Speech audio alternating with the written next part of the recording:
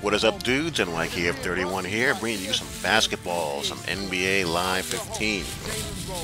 And I picked my um, Dynasty mode squad. I'm going to be rolling with the Orlando Magic. I'm also going to be doing this for NBA 2K as well.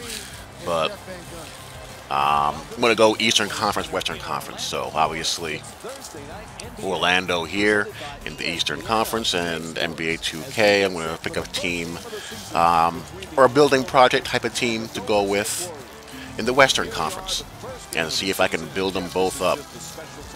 I want a team that's, a challenge but not hopeless. I wasn't going to pick the Sixers, for example. That is hopeless. I wanted to pick a team that was fun to play with, that had some pieces, and that, had a chance. And I feel like the Magic are a good candidate for that. You have Victor Oladipo, who's fun to use. Nikola Vujovic, Tobias Harris.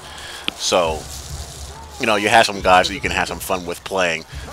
Aaron Gordon, while you build a team around them, or trade them, or do whatever you want to do. So that's how we're going to roll, and open up with the Golden State Warriors.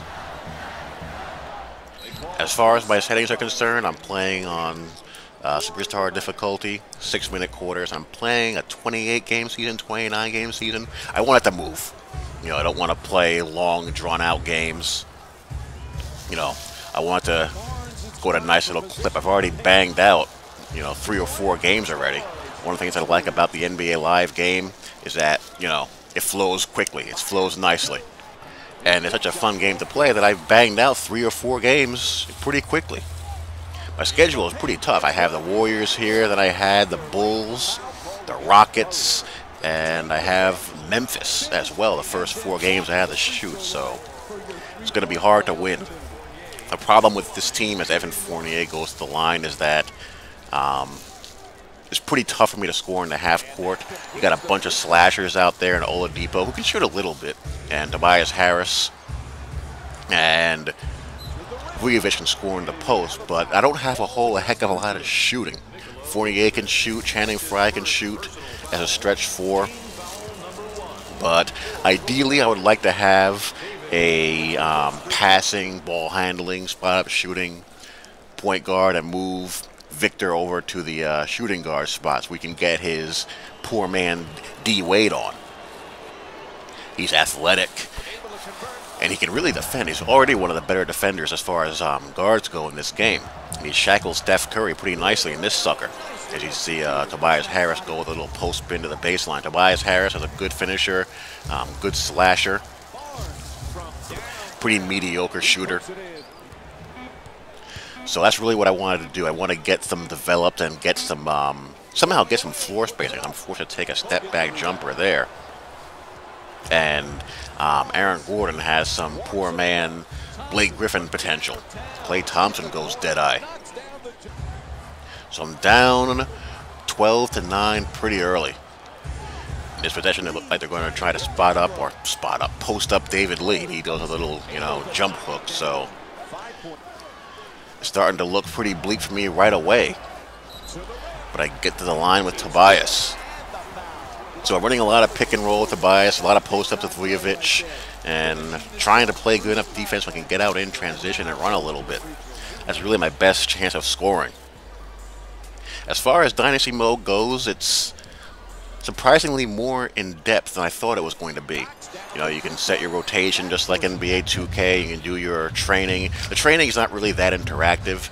You basically have to work on upgrading your scouting staff, and you can select 5 players at a time to train on offense, defense, and athleticism, and you just pretty much, select each week, how much time you wish to devote to each category, and then from there, it simulates the results, and you see the impact of the training on your players. Not the most interactive way to do it in the world. I would prefer a method where you have, drills to do, so you can, be more hands-on with how your player is progressing. But it gets the job done, and, you have your customary Dynasty mode menus as far as depth chart and rotation management and trades and picking up free agents and all that good stuff. I am curious to see how trade logic works out, both between, you know, what I do with the CPU and what the CPU teams do among each other as far as trade frequency and the sensibility of trades and also injuries. So we'll see how all that plays out, as Tobias Harris has gotten to the line a couple of times already. But as you can see here, I am down double digits. Trying to post up Vujovic, get him to work. He gets blocked and they are off to the races. A really nice pass here by Klay Thompson to Andre Iguodala, who finishes in, well, not just finishes in transition, but he draws a foul. So the Warriors are tough. I have also the sim stats to match the quarter length that I'm playing, so you're going to see the points per game statistics and all, and the rebounds and assists reflect that as well, which is a neat thing to have in the game. You know, that way my players have a chance of making all-star teams and winning awards and all that good stuff. And right here, you're going to see the problem with this team. Who am I going to go to for a shot in the half court when the shot clock is breaking down? Or if I just need to get a good shot, unless it's Sasha, I mean, what am I going to do? Tobias Harris isn't a great shooter. My best shooter is Evan Fournier. And Channing Frye, his mid-range game is terrible, but his three-point shooting is, you know, very good. I can run pick and fade with him. And that's really about it. Vujovic can shoot mid-range pretty well for a big man, so I can play him and Gordon at the same time.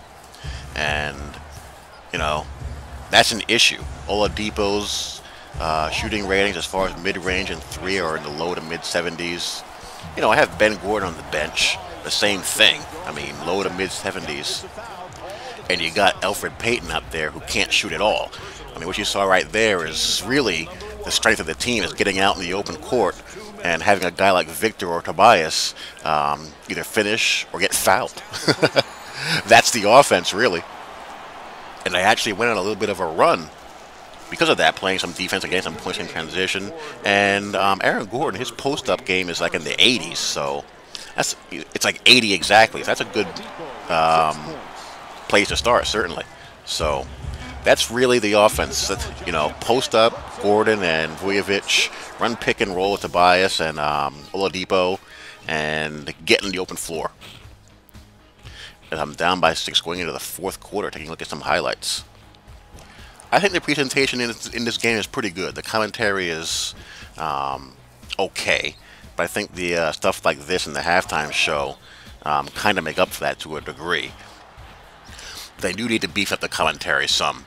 I think Breen is actually pretty decent, but they need to unleash Jeff Van Gundy more. Let Jeff be a little bit more of the quirky, snarky dude that he is. Again, pick and roll. I get it kind of lucky there, drawing a foul, so we're going to go to the line again. So, drawing some fouls, getting to the line, just trying to give myself the best shot of winning to cut this lead down to, I'm down 6, I can cut the lead down to 4. With a couple of makes here. The Amway Center looks sweet. The arenas look very nice. I actually prefer the way the arenas look in this game better than the other game.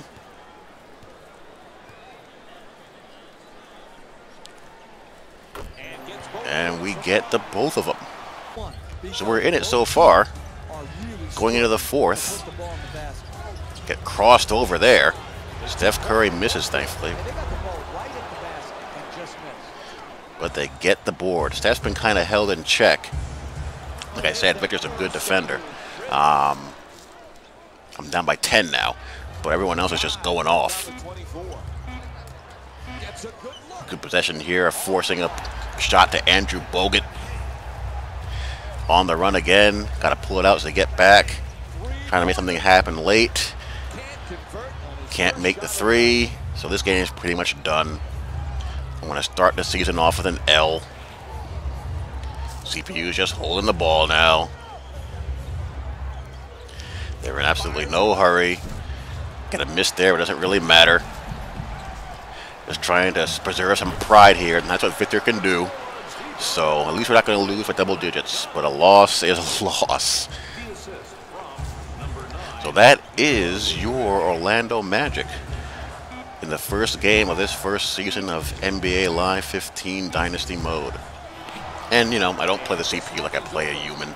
I have a couple of house rules that I employ versus the CPU, as always.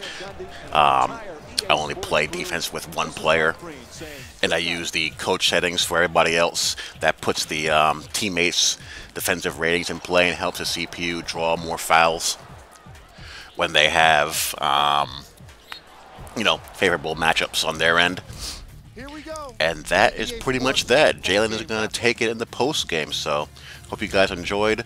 Now, I'm not going to record every game, obviously. I'm going to, you know, record maybe every 3 or 4 and, you know, see if I can get the Magic into the playoffs. That would be a good feat for Season 1 if I can get them into, like, the 8th or 7th seed in the Eastern Conference. But, like I said, I have a murderer's row coming out of the gate. After this game, I played Houston. After that game, I played Chicago, and then I have Memphis. You know, not going to be easy. There you see the Warrior stats. Steph didn't do much, but David Lee, Iguodala, and Klay Thompson did. So, hope you guys enjoyed, and I will talk to you all later. Peace. Here is how the majority of the points were scored for the Orlando Magic.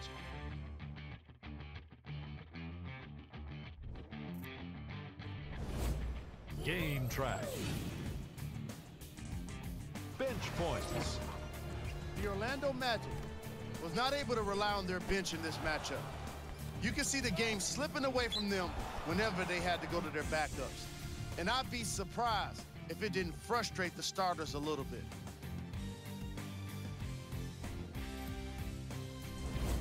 Player of the game. Lee certainly did his part in the victory, and that's why he's our selection. He couldn't be contained offensively, and he put on quite a show on his way to being the game leader in points. Most of his scoring came at the start of this matchup, where he let everyone know he meant business. He closed the deal by finishing with the most points.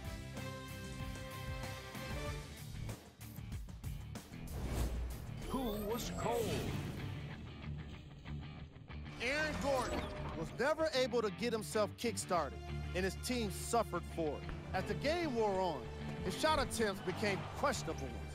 He might have a tough time explaining his shot selection to the reporters.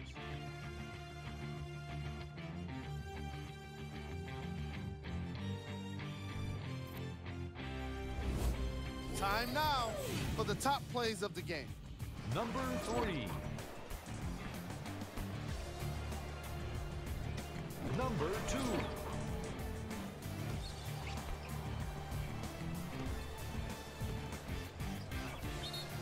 Number 1.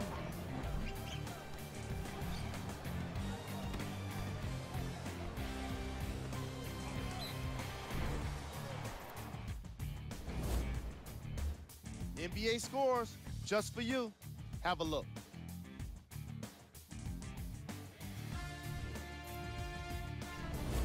Here's a view of the upcoming games